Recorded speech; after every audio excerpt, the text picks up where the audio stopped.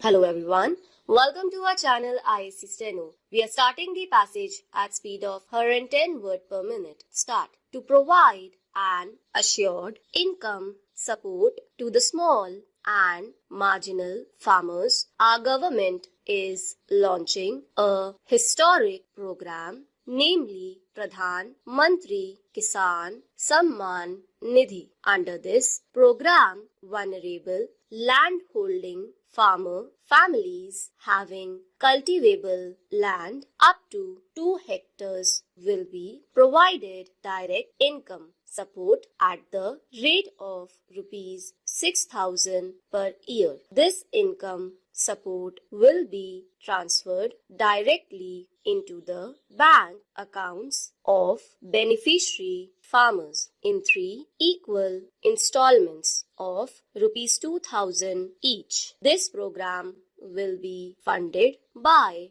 Government of India. Around 12 crore small and marginal farmer families are expected to benefit from this. The program would be made effective from 1st December 2018 and the first installment for the period up to 31st March 2019 would be paid during this year itself. This program will entail an annual expenditure of rupees 75,000 crore. PM Kisan would not only provide assured supplemental income to the most vulnerable farmer families, but would also meet their emergent needs, especially before the harvest season. PM Kisan would pave the way for the farmers to earn and live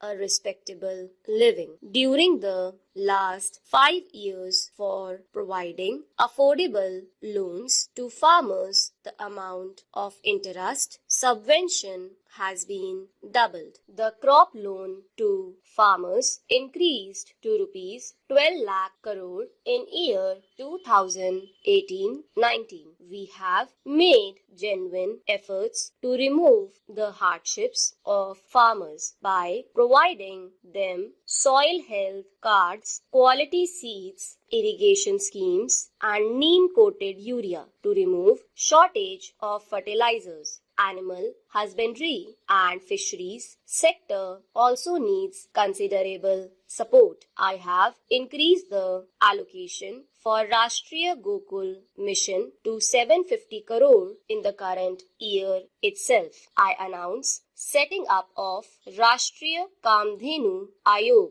to upscale sustainable genetic upgradation of cow resources and to enhance production and productivity of cows. The Ayog will also look after effective implementation of laws and welfare schemes for cows. India is the second largest fish producing nation in the world, accounting for 6.3% of global production, registering an average annual growth of more than 7% in recent years. The sector provides livelihood to about 1.45 crore people at the primary level. To provide sustained and focused attention towards development of the sector, our government has decided to create a separate department of fisheries. In the last budget, our government announced the facility of extension of Kisan Credit Scheme for the farmers now to ensure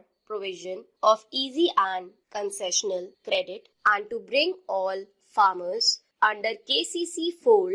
Our government has decided to initiate a comprehensive drive with a simplified application form. When natural calamities strike, farmers are generally unable to repay their crop loans. Presently, the crop loans are rescheduled for such affected farmers and they get benefit of interest subvention of 2% only for the first year of the rescheduled loan. our government has now decided that all farmers affected by severe natural calamities where assistance is provided from National Disaster Relief Fund will be provided the benefit of interest subvention of 2% and prompt repayment incentive of 3% for the entire period of reschedulement of their loans. Madam Speaker, our government firmly believes that workmen and all the people working in government services should get benefit of the fast-growing economy.